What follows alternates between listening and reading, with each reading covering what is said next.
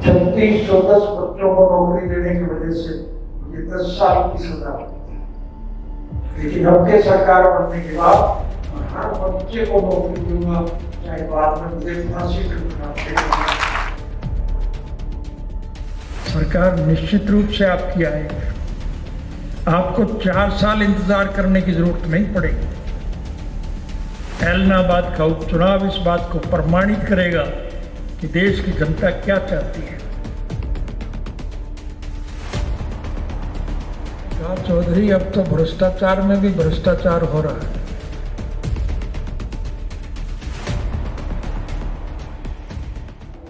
हम हर पढ़े लिखे युवक को उसकी योग्यता के मुताबिक नौकरी देंगे।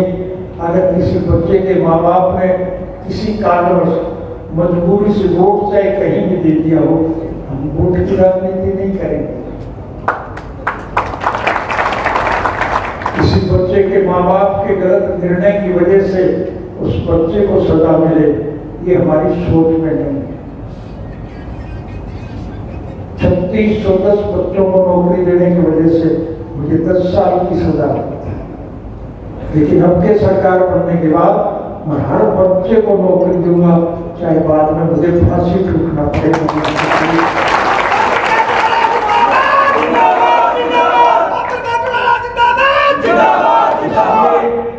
इसलिए मैं आपसे निवेदन करूं, अगर गांव का, कस्बे का, शहर का पढ़ा लिखा योग्य युवक अगर अच्छे पद पर होगा तो गांव की भलाई की बात सोचेगा या नहीं सोचेगा।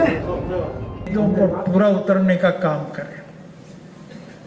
सरकार निश्चित रूप से आपकी आएगी। आपको 4 साल इंतजार करने की जरूरत नहीं पड़ेगी। एलनाबाद का उपचुनाव इस बात को प्रमाणित करेगा कि देश की जनता क्या चाहती है। इसलिए उस चुनाव को टालने के लिए सरकार कोशिश करती रहती है।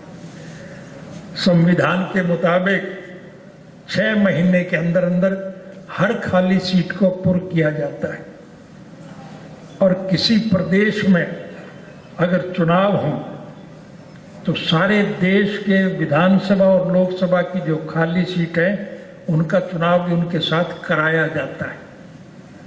लेकिन ये सरकार टाल रही है। इन्हें डर है। मेरे कहने की आवश्यकता नहीं, इनके साथ जुड़े हुए एमएलए भाग रहे हैं कि नहीं भाग रहे हैं। और एलनाबाद का जब चुनाव होगा तो मैं आज दावे के साथ आपको कह के जा रहा हूं कि इंडियन नेशनल लोकदल पार्टी के प्रत्याशी के खिलाफ जितने भी उम्मीदवार मैदान में लड़ेंगे उनमें से एक की भी जमानत नहीं बचेगी। झुंझुनू लोकसभा क्षेत्र में एक सभा को संबोधित कर रहे थे। इत्तेफाक से मैं भी उस सभा में था और चौधरी साहब जब भ्रष्टाचार पर बात कर रहे थे तब उस सभा में एक बूढ़ा बुजुर्ग खड़ा हुआ और उसने कहा, चौधरी अब तो भ्रष्टाचार में भी भ्रष्टाचार हो रहा है। चौधरी साहब समझ नहीं पाए। उन्होंने दोहरा करके उस बुजुर्ग से पूछा कि ताऊ कैसे? तो कहने लगे, पैसे भी ले लेते हैं, काम भी नहीं करते हैं। आज उसकी बात 100% सच्ची साबित हो रही है कि नहीं हो रही? आज हालत से इसकी सबसे ज्यादा खराब। इन परिस्थितियों से अगर देश को बचाना चाहते हो तो फिर उसका एकमात्र हल सिर्फ यही है कि आप लोगों को ज्यादा से ज्यादा अपने साथ शामिल करने का काम करें।